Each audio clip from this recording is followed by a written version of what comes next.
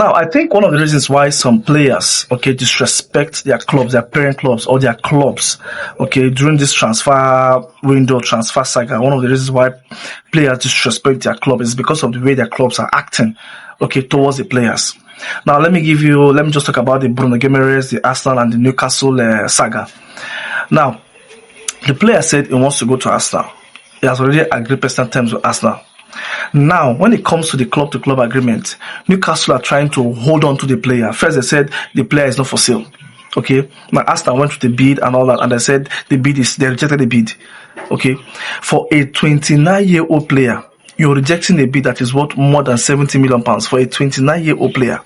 A player that doesn't have in fact, he doesn't have up to 4 good years to play football. You're rejecting £70 million. Okay, now the player said, okay, I don't want to have anything. Okay, I don't want to disrespect my club, Newcastle.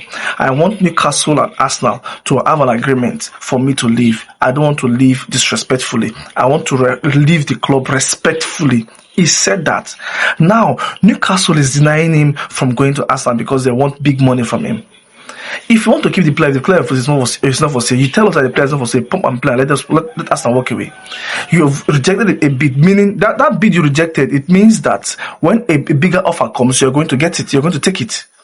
Okay. Now the player wants to leave. You're holding the player back. Now if the player comes out to the media and says, "Okay, since you don't want me to leave respectfully, you don't want me to leave your club respectfully, let me come and behave like Isak, the way Isak left. Let me go on a riot. Let me go on a